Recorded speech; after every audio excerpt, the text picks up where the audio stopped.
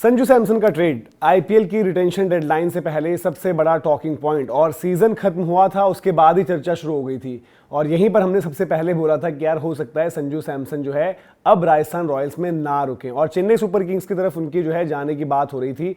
फिर बड़ी देर तक चर्चा चली, कभी आया कि ट्रेड हो रहा है, कभी आया कि फिर ट्रेड नहीं हो रहा है, कभी आ रहा था कि भाई कि प्लेयर्स का जो स्वैप है उस पर कभी चेन्नई की जो है एक तरीके से रजामंदी नहीं थी, कभी राजस्थान रॉयल्स को जो प्लेयर्स चाहिए थे वो नहीं मिले थे। लेकिन फाइनली एक डिसीजन ये आया था कि भाई कि अब ट्रेड हो गया है और सिर्फ पेपर वर्क बचा है। लेकिन उसके बाद अपडेट ये आई है कि संजू सैमसन के ट्रेड को अभी ऑन होल्ड कर दिया गया है।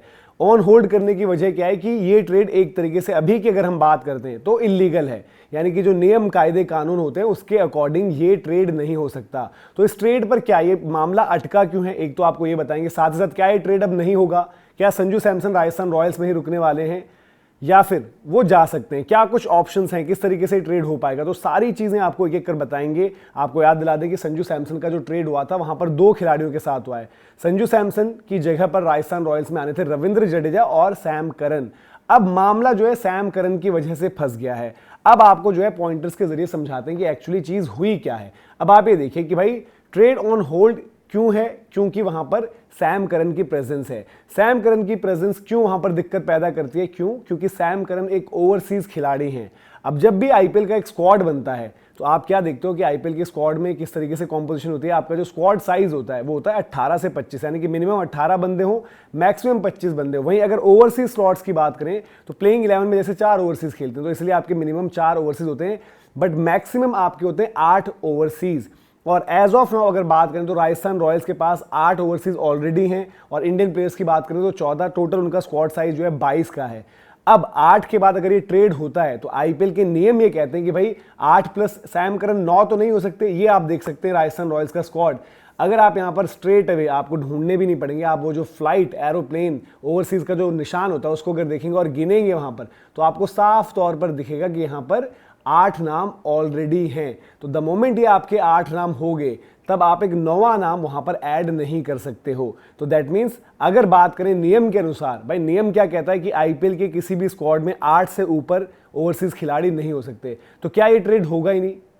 ऐसा नहीं है, ये ट्रेड यहां पर हो सकता है, बट देन उसके लिए क्या करना पड़ेगा आरआर को अपना एक ओवरसीज प्लेयर छोड़ना पड़ेगा। यानी कि द मोमेंट 8 से 7 होगा फिर सैम करन की एडिशन होगी और आपके जो है 8 ओवरसीज हो जाएंगे, क्योंकि स्क्वाड साइज जो है उनका अभी 22 है। यानी कि वो 3 खिलाड़ी और ऐड कर सकते थे, बट उसके लिए शर्त क्या होनी चाहिए थी कि एक तो ओवरसीज का कोटा अभी वो ऐड कर सकते हैं लेकिन वो तीनों प्लेयर इंडियन होंगे, और दूसरी बात है कि भाई आपका जो पर्स है वो आपको अलाउ करना चाहिए। अच्छा, यहां पर अब क्या हो सकती हैं चीजें, ये कि भाई कि जब रिटेंशन की डेडलाइन है, यानी कि सारी फ्रेंचाइजीज, क्योंकि जो ब्रॉडकास्टर के साथ अरेंजमेंट होता है, सारी फ्रेंचाइजीज की जो है लिस्ट जो है वो आपकी आउट होगी। किस दिन वो आउट होगी? आपकी 15 नवंबर को। तो अब ये ट्रेड जो है 15 नवंबर के बाद मुझे लग रहा है कि जैसे रिटेंशन की डेडलाइन कंप्लीट होगी और आप प्लेयर्स की लिस्ट दे दोगे, रिटेन्ड और रिलीज प्लेयर्स की लिस्ट आएगी और तुरंत उसके बाद ये अपडेट आएगी कि भाई कि ये भी ट्रेड हो चुका है। क्योंकि अब या तो राजस्थान रॉयल्स पहले अनाउंस कर दे अपनी लिस्ट, जो कि वो करेंगे नहीं, वो सबके साथ ही करेंगे। तो द मोमेंट आप उस दिन जब अनाउंस करोगे तो प्लेयर्स रिलीज में आपके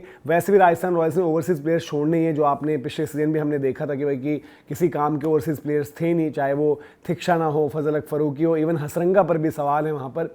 तो यहाँ पर वो ईजिली जब उनको छोड़ेंगे तो बजट भी उनका हो जाएगा, क्योंकि एज ऑफ नाउ अभी की बात करें तो आरआर का बैलेंस जो है उनके पास सिर्फ 30 लाख का बैलेंस है, जो सारी चीजें देखते हुए बनता है। और सैम करन को अगर आपको लेना है, क्योंकि 18 करोड़ तो 18 करोड़ तो जडेजा और संजू सैमसन का स्वैप है, लेकिन यहां पर जो आप इनका आपस में देखेंगे तो फिर आप बजट के ऊपर जा रहे हो ना, कि जो यानी कि आपको पता है कि पर्स एक सारी फ्रेंचाइजीज को इक्वल मिलता है, तो उस तरीके से भी ये जो है आपका ट्रेड जो है वो इलीगल हो जाता है। तो एज ऑफ नाउ अभी की बात करें तो ऑन होल्ड है संजू सैमसन का जो ट्रेड होना है। संजू सैमसन जो है चेन्नई सुपर किंग्स की तरफ जाने ही वाले थे। मतलब अभी भी है कि जैसे मैंने बोला कि अभी कोई दिक्कत वाली बात नहीं है, बस थोड़ा सा आपको इंतजार करना पड़ेगा। जैसे आपको हार्दिक पांड्या का ट्रेड भी याद आएगा, वो ठीक जब आपकी सारी लिस्ट आउट हो गई थी और फिर देन उसके बाद अनाउंसमेंट होती है कि हार्दिक पांड्या का ट्रेड हुआ है, फिर उसके बाद पता चला क्योंकि हार्दिक पांड्या का द मोमेंट ट्रेड होता है वो कैश ट्रेड होता है, फिर उस टाइम क्या होता है मुंबई इंडियंस का पर्स खाली हो जाता है। फिर मुंबई इंडियंस क्या करती है, है, कैमरन ग्रीन को जो है आरसीबी देती है, फिर कैमरन ग्रीन को दिए हुए जो पैसे होते हैं उनके पास बचते हैं ताकि वो ऑक्शन में कुछ खरीदारी कर सकते हैं।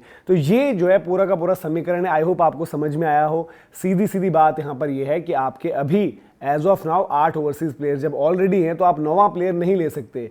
आपका स्क्वाड साइज है, उसका बैलेंस जो सारी टीम्स के लिए होता है उसके अकॉर्डिंग बिगड़ जा रहा है। और जो हम बात कर रहे हैं कि ये ट्रेड बिल्कुल होगा, ऐसा नहीं कि ये ट्रेड होगा नहीं, बट अभी जो करंट सिचुएशन है उसमें आपकी जो सिचुएशन जो लग रही है, जो दिख रही है, उसमें यह है कि भाई कि द मोमेंट आप ये अलाउ करोगे तो वहां पर सारे नियम कायदे कानून जो हैं वो आप तोड़ देते हो। तो ये पूरी की पूरी अपडेट थी। इसके अलावा जैसे हमने बोला कि भाई कि आईपीएल रिलेटेड तमाम खबरें, तमाम अपडेट्स, और अभी भी जैसे हम बोल रहे हैं कि भाई कि ट्रेड विंडो में जो है हलचल चल रही है, काफ़ी अलग अलग हमने आपको बताए कि भाई कि ट्रेड्स की बात वहाँ पर चल रही है, जिसमें मुंबई इंडियंस भी एक ट्रेड में इन्वॉल्व है, उसके ऊपर भी पूरी अपडेट करी हुई है। मुंबई इंडियंस भी जो है एक स्पिन का ऑप्शन ढूंढ रही है, जहाँ पर रिस्ट स्पिनर की पर्टिकुलरली बात करें क्योंकि उनके पास मिचेल सैंटनर जरूर हैं और बड़े लंबे टाइम से आप देख रहे हैं कि मुंबई इंडियंस की टीम जो है एक स्पिन ऑप्शन तलाश है। बीच में पीयूष चावला ने वो काम किया था और अलग अलग फ्रेंचाइजीज में वो जा रहे हैं, जहाँ पर एक डिस्कशन ये भी है जो आपने लखनऊ सुपर जायंट्स के एंड से भी देखा होगा कि वहाँ पर रवि बिश्नोई को लेकर भी बात चल रही है। बट मुंबई इंडियंस देगी क्या किसी मार्की प्लेयर, बड़े प्लेयर को दे रही है, ऐसा नहीं है। लेकिन वहां पर जो है लखनऊ की जो बात आई है निकलकर वो ये कि भाई को डेविड मिलर को भी रिलीज करेंगे और साथ साथ फिर उनकी कोशिश क्या है कि वो ढूंढ रहे हैं कि ओवरसीज ऑलराउंडर मिल जाए और उनकी टीम में जो है फास्ट बॉलिंग की भी दिक्कत है। तो देखते हैं अगर ये ट्रेड वहां पर हो पाता है तो किस तरीके से चीजें रहती हैं। लेकिन बड़ा इंटरेस्टिंग है अभी, और जब हम बात कर रहे हैं अभी तो अब बहुत ज्यादा वक्त बचा नहीं है, 2 दिन बीच में है और 15 तारीख को जो है अब धीरे धीरे जैसे हम क्लोजर टू द पहुंच रहे हैं रिटेंशन डेडलाइन की तारीख, अब आपको कुछ टाइम में जो है ब्रॉडकास्टर्स की तरफ से जो है टाइमिंग भी मिल जाएगी।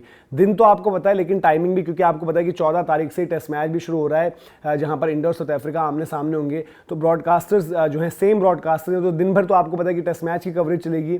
आपका जो है एक्शन तकरीबन 5 बजे खत्म होता है, फिर 5 से 5:30 या 6 तक आपका अगर पोस्ट मैच होगा तो मुझे मतलब ऑन एंटिसिपेशन मैं कह रहा हूँ कि मतलब ऐसा नहीं कि कोई पुख्ता मेरे पास जानकारी है, बट मेरे को ये लग रहा है क्योंकि आप पूरे कवरेज के बाद तकरीबन 6 बजे के आसपास फिर हो सकता है कि अपनी रिटेंशन जो है वहाँ पर जो है आउट होंगी और फिर वो जो है ब्रॉडकास्टर्स बताएंगे, क्योंकि आपको पता है कि ब्रॉडकास्टर्स भी जो है एक अच्छा खासा पैसा लगाते हैं। तो उनको भी सिर्फ आईपीएल नहीं दिखाना ना, जैसे आईपीएल ऑक्शन होता है वैसे आईपीएल की रिटेंशन का दिन भी उनके लिए एक बड़ा दिन है, क्योंकि उस दिन ऑफिशियली जो है टीम जो है आपको पता चलेगी कि अब अपडेटेड स्क्वाड क्या है और फिर उसके बाद तैयारी जो होगी वो वहाँ से तैयारी शुरू हो जाएगी आईपीएल मिनी ऑक्शन की। तो अभी तो आप सिर्फ ये देख रहे हो यार कि किस खिलाड़ी को रिटेन करना है, रिलीज करना है, बट देन आप बाद में भी देखोगे यार कि अब जिनको आपने छोड़ा है उनकी जगह रिप्लेसमेंट्स क्या हो सकती है। और क्योंकि ये मिनी ऑक्शन है वहाँ पर बहुत ज़्यादा आपके पास ऑप्शंस होंगे नहीं, और साथ ही साथ आईपीएल का वो नियम जहाँ पर आपने ये बोल दिया था कि भाई जिस प्लेयर ने पिछले आपको जो मेगा ऑक्शन होगा वहाँ पर रजिस्टर नहीं किया है तो वो अगले मिनी ऑक्शन में नहीं आ सकता, वो फिर अगली साइकिल में ही आएगा। क्यों? क्योंकि बीच में हो रहा था कि काफ़ी प्लेयर्स एक तो मतलब जो प्राइस अपना बढ़वाने के लिए बाद में आते थे, और दूसरी चीज़ ये भी होती थी कि कोई पुल आउट भी कर लेगा तो वो भी वापस नहीं आएगा, जैसे हैरी ब्रुक का केस है जिन्होंने पुल आउट किया था। तो इसी की वजह से जो है जो कुछ टैलेंट जो आप देखना चाहते थे, चाहे वो हैरी ब्रुक हैं चाहे वो जेमी स्मिथ हैं जिन्होंने रजिस्टर नहीं किया था, उनके नाम पर सस्पेंस है। लेकिन फिलहाल अब देखना होगा कि ये ट्रेड जो होल्ड पर है क्या राजस्थान अपनी लिस्ट पहले देती है या फिर ये आपका फाइनल होता है ट्रेड किस दिन पर, 15 तारीख को जब आपकी रिटेंशन डेडलाइन कंप्लीट हो जाएगी और जब आप टीम्स के जो है नाम दोगे। तो अटका है मामला, लेकिन ऐसा नहीं कि वहां पर जो है ट्रेड अब नहीं होगा। हाँ, अगर किसी का मन बदल जाए तो अलग बात है, लेकिन उसके होने के चांसेस काफ़ी कम है। तो पूरी की पूरी अपडेट ये थी। अभी के लिए आपसे लेते हैं इजाज़त। जय हिंद, जय भारत।